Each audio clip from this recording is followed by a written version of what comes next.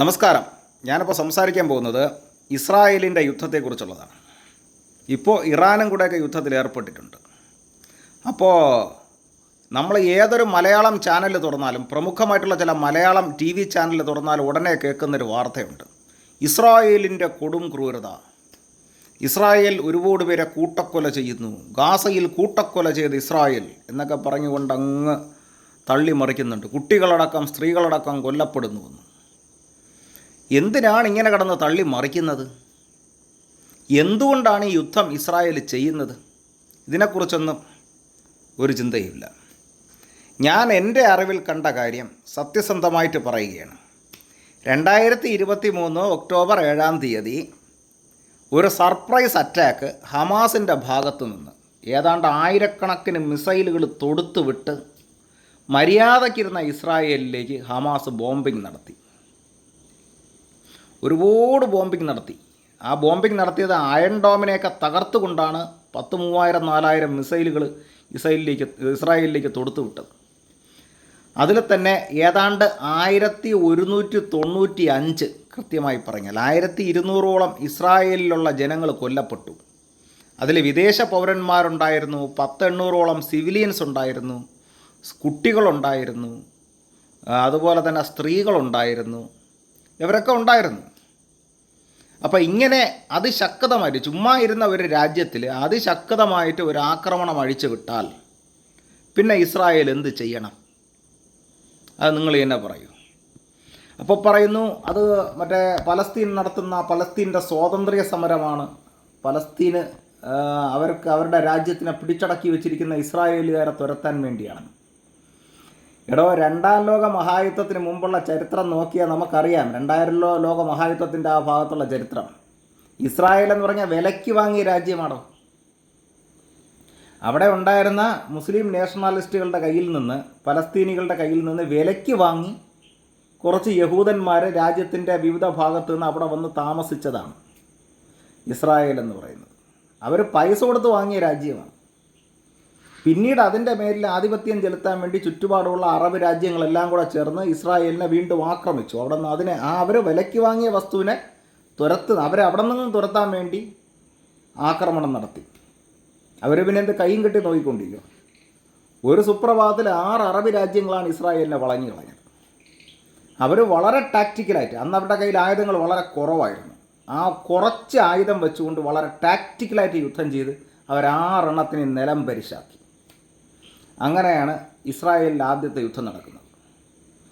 അത് ശരിക്കും പറഞ്ഞാൽ അവരുടെ കൈകളിൽ പ്രധാനപ്പെട്ട ഒരായുധങ്ങളുമില്ലായിരുന്നു. മറ്റ് അറബ് രാജ്യങ്ങളെല്ലാം കൂടെ വലിയ വലിയ മിസൈലുകളും വലിയ ബോംബർ വിമാനങ്ങളും എല്ലാം റെഡിയാക്കി വെച്ചത്.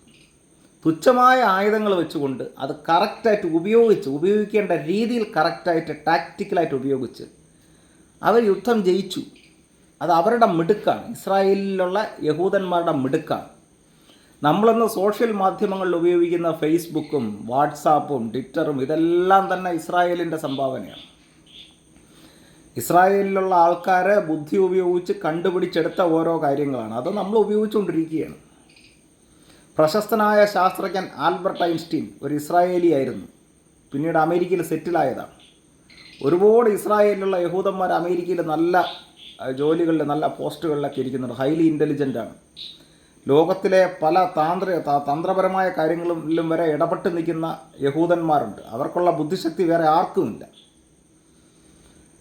അപ്പോൾ നമ്മൾ മനസ്സിലാക്കേണ്ട ഒരു കാര്യം, ഇന്ന് ഈ കിടന്ന് നിലവിളിക്കുന്നവർ, അയ്യോ ഇസ്രായേലിൻ്റെ ക്രൂരത എന്ന് പറഞ്ഞ് കിടന്ന് നിലവിളിക്കുന്നവർ ഒരു കാര്യം മനസ്സിലാക്കുന്നില്ല.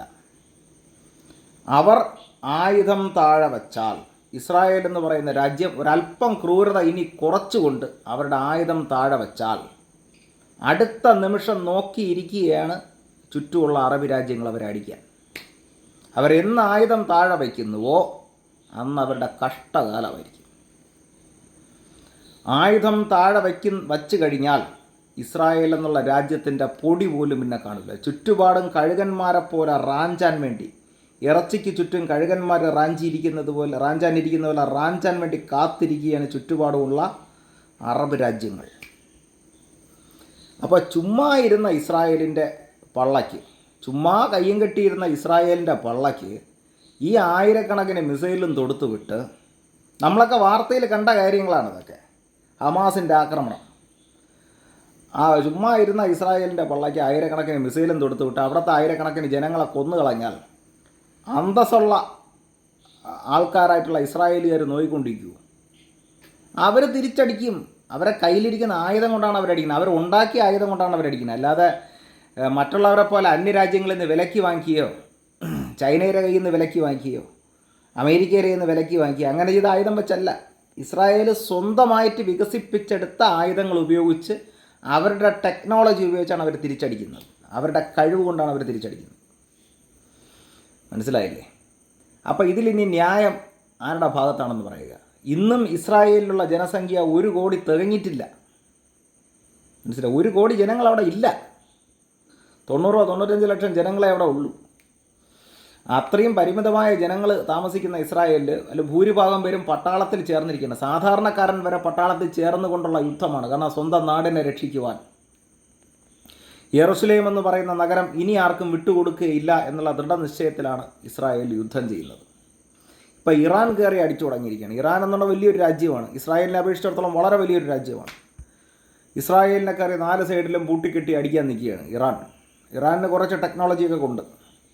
പക്ഷേ ഇറാൻ എന്തിനാണ് ഇസ്രായേലിൻ്റെ കാര്യത്തിൽ ഇടപെടുന്നത്?